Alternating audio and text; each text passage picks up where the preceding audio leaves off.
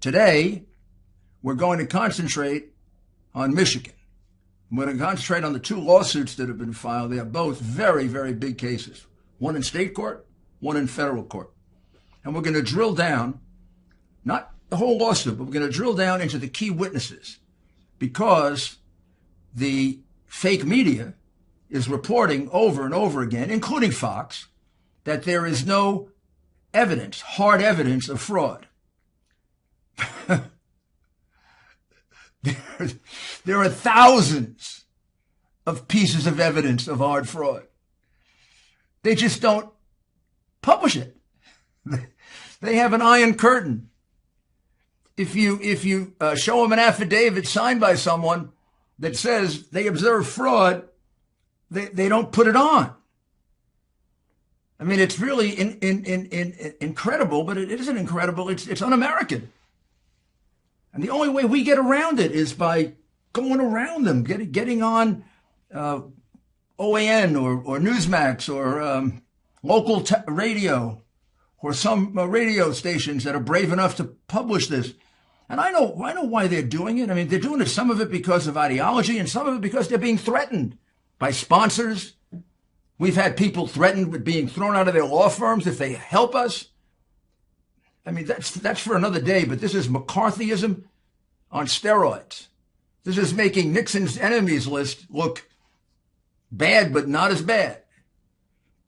This is probably the worst time in America for the exercise of your rights of free speech.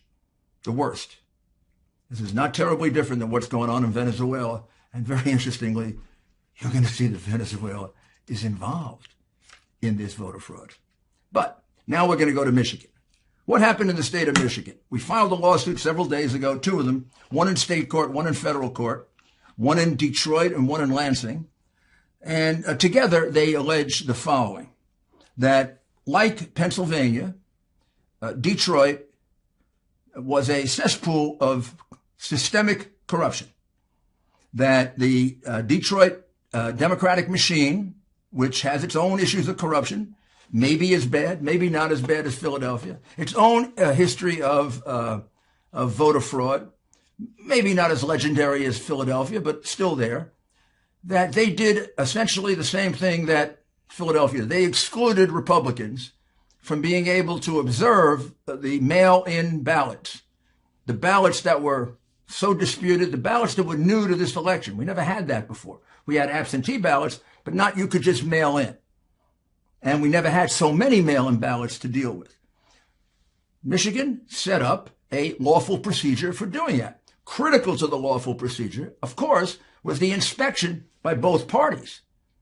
Because what I think you have to understand about a mail-in ballot, unlike a ballot in a machine or even a ballot on paper that's submitted and then it is checked on the voter roll, once that envelope that sends in the ballot is discarded, you can no longer verify it. The verification takes place on the spot. And from time immemorial, when absentee ballots are counted, the city or state worker sits in the middle, has the ballot. On one side is a Republican, the other side a Democrat, liberal, conservative, whatever. They pull out the envelope. They all look at the envelope. They see whether all the identifying data is there. They see if it looks good or suspicious. If it looks good, they take it. They open the envelope. Inside is another envelope sealed to preserve the privacy of your vote, and it's put in the vote pile to be counted.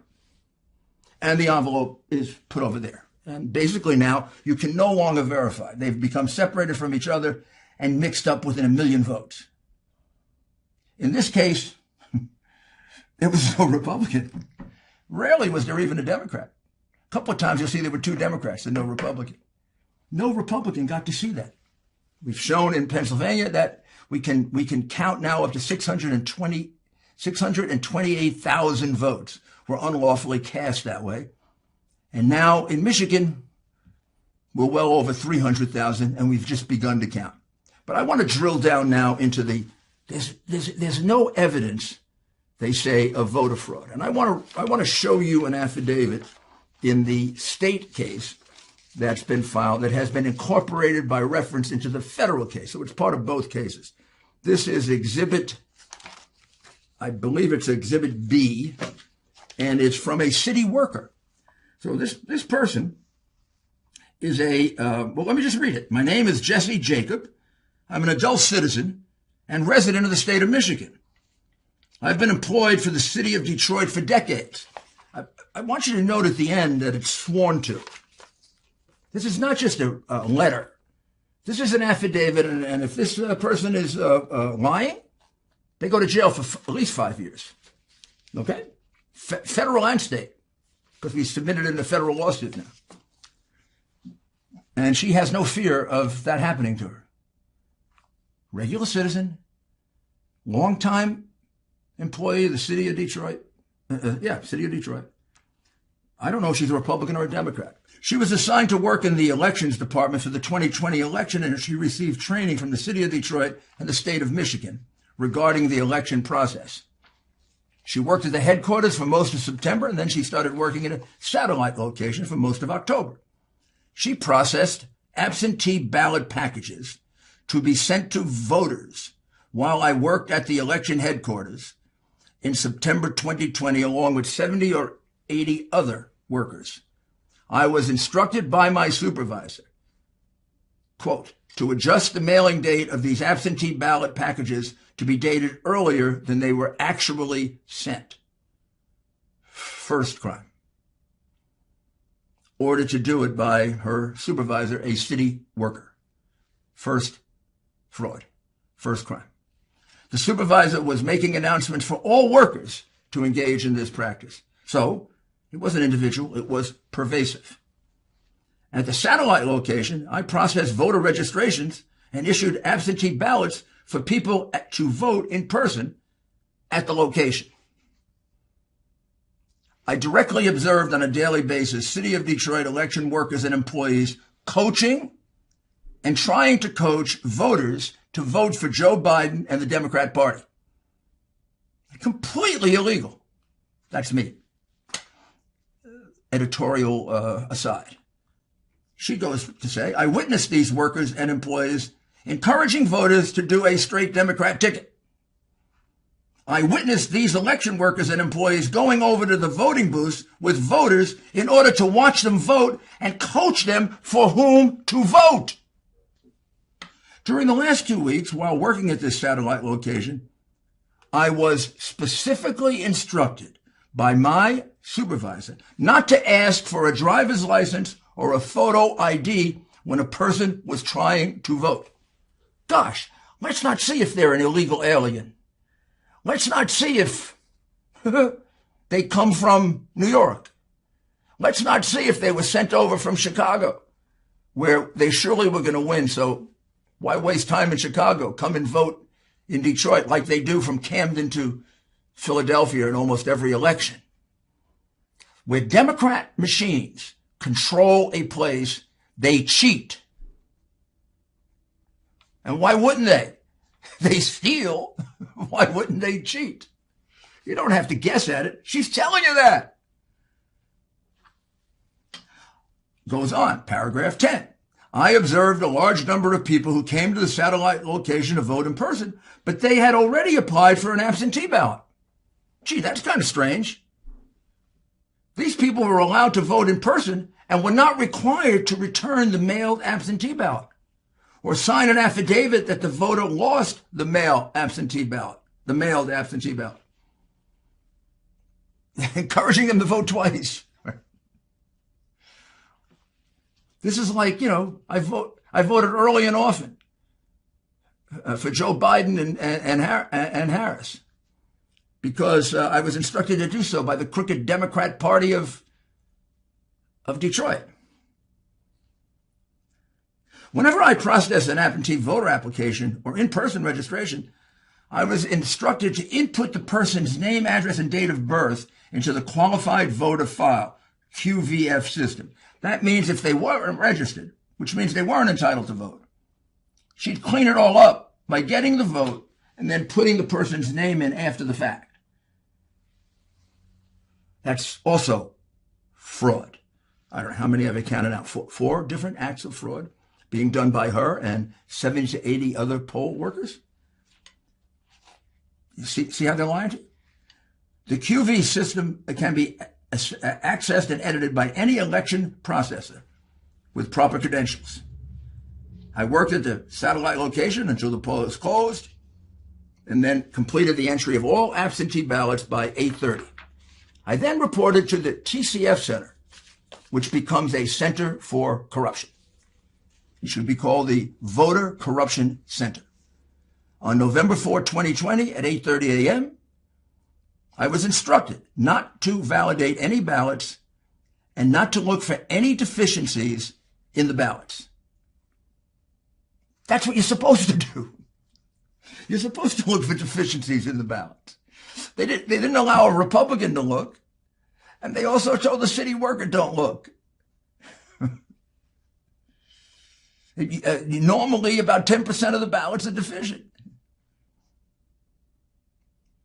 And every single one of these ballots that didn't have that inspection became, by virtue of that, under the law of Michigan, an unlawful ballot. One that shouldn't be counted, can't be counted. It's an illegal vote because it hasn't been inspected according to the new law that was passed. Absentee ballots that were received in the mail would have the voter's signature on the envelope. While I was at the TCF Center, I was instructed not to look at any of the signatures on the absentee ballots. And I was instructed not to compare the signature on the absentee ballot. The signature is there for the purpose of verifying. A Republican didn't get a chance to see that. And the city worker was told not to do it. Who cares if the signature is one thing and the signature is another thing and this person is voting 30 times, keeps coming in 30 times? We wouldn't know. That also is a crime.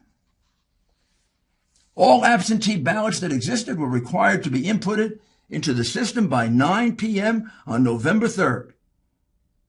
That was required to be done in order to have a final list, et cetera, in order to have enough time to process the ballots. All satellites were instructed to collect the absentee ballots from the drop box once every hour on November 3rd, 2020. End time, 8 p.m., November 3, 2020. By the way, that's an order from Justice Samuel Alito of the United States Supreme Court. Doesn't matter who's Justice Alito. The crooked Democratic Party of Detroit's more important than Judge Alito or the Supreme Court, because on November 4, I was instructed to improperly predate the absentee ballots, to change the receive date, and to make it look that they had been received on or before November 3rd. I was told then to alter the information in the QVF to falsely show that the absentee ballots had been received in time to be valid. I estimate that this was done thousands of times. Then she signs on the penalty of perjury. You're telling me this wasn't pervasive fraud?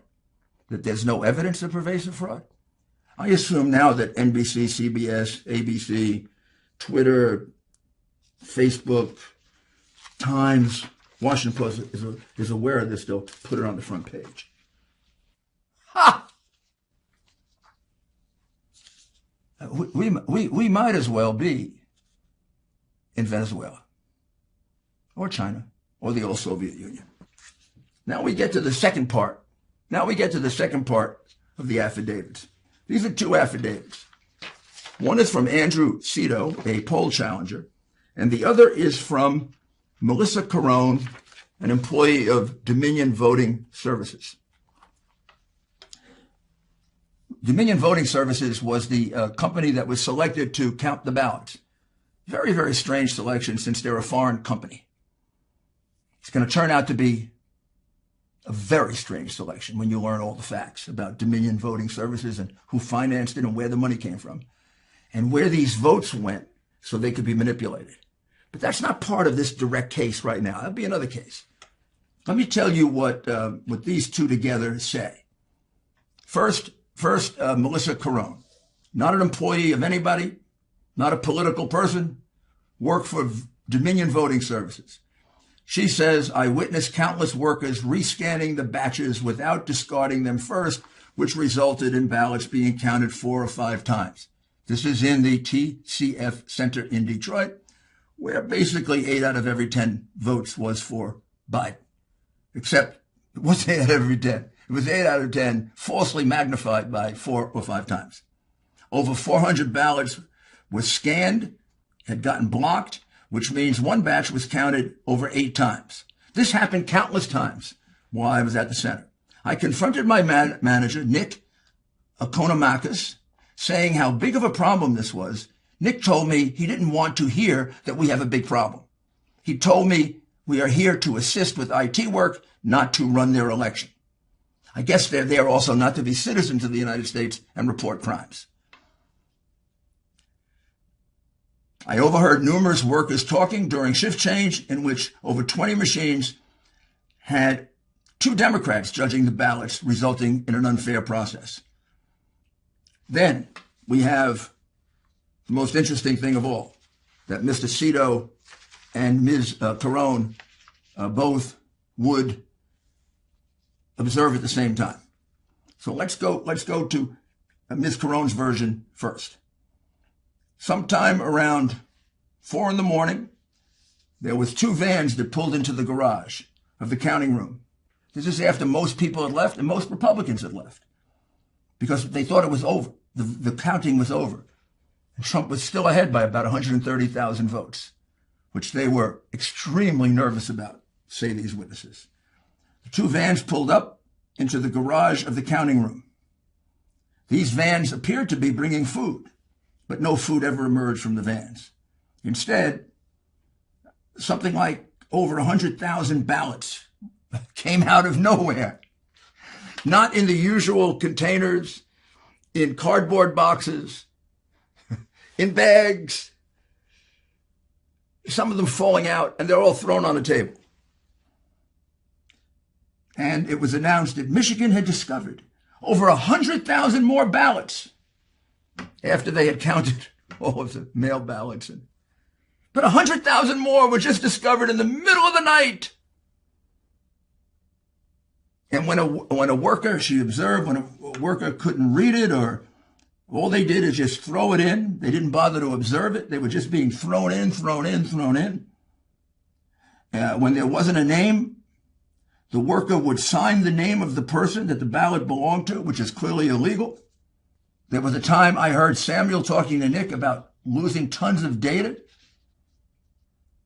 Ultimately, she called the FBI and made a report with them, and I was told I will be getting a call back.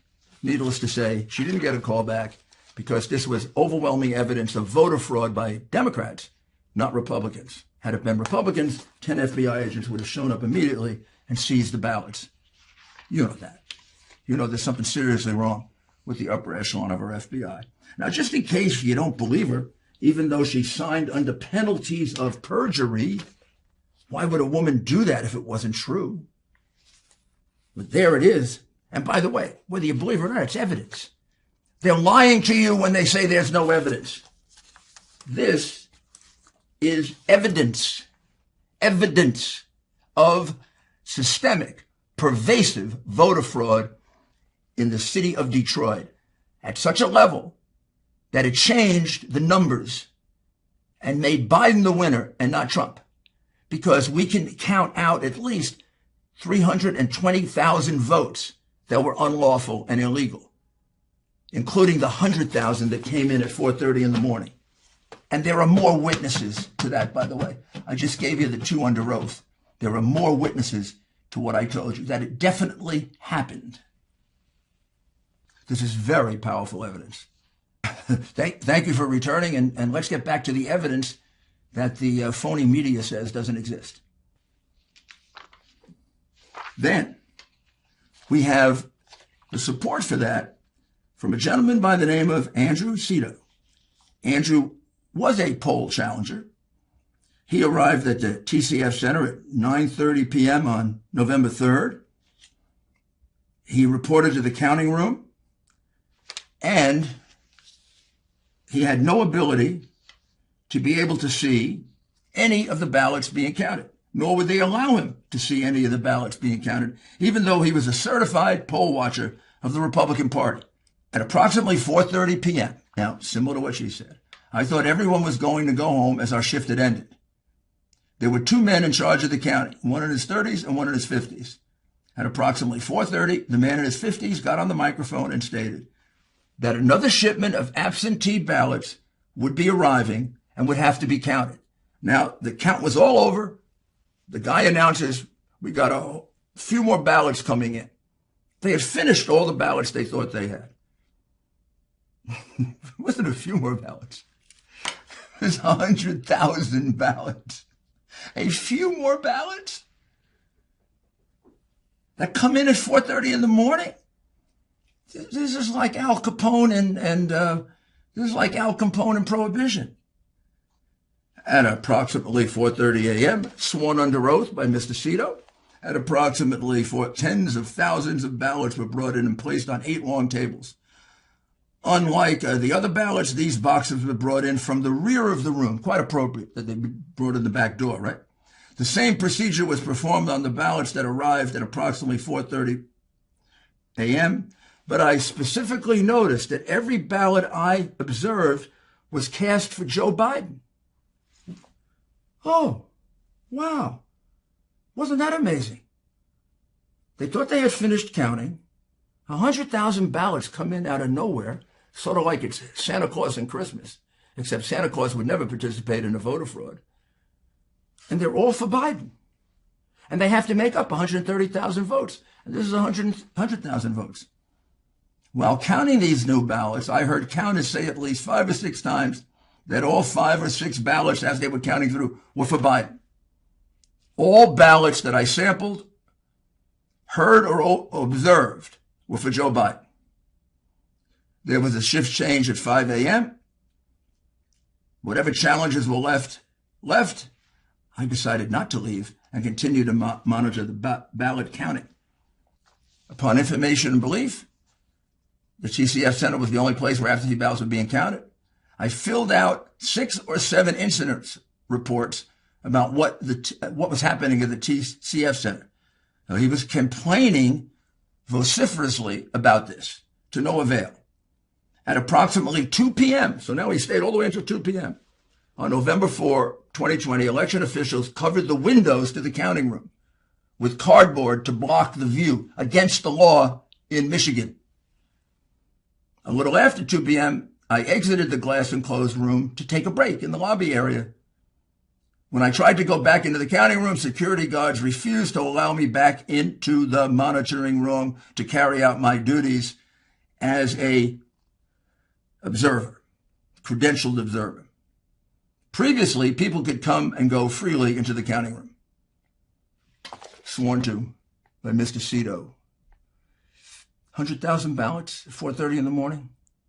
That's massive voter fraud. When you combine it with the votes that were counted without Republican observers, as the law required, we're talking about approximately 230 to 300,000 ballots that were unlawful, way beyond Biden's phony margin of victory. It sounds like, in fact, this is going to end up with Trump being pretty close to the 300, well, probably half the 300,000 that he had on the night of the election, which actually is what most mathematicians would tell you was the most they could have really reduced it if they did it legally. And the reason they had to rush in those 100,000 ballots, we can now show, is because they panicked. The Democrats didn't expect that he'd run that well. And then I want you to consider one other thing in conclusion. How is it that in 10 different Democrat-controlled cities with crooked Democrat machines, with a long list of people that have gone to jail over the years, how is it that every single leader there woke up on the morning of November 3rd and said, we have this new mail process, and we're going to shut out the Republicans from observing. Even though whenever we do absentee ballots, we have to allow the Republicans to observe. And even though the law says we have to allow the Republicans to observe, we're going to take the risk of violating the law because we control these cities so much. But it was like the individual idea of the leader in Philadelphia, and the one in Pittsburgh, and the one in Detroit, and the one in Milwaukee, and the one in Minnesota, and the one all the way out in Phoenix, Arizona, and Las Vegas, Nevada, and Atlanta, Georgia. They just came up with this on their own. We're going to shut out the Republicans?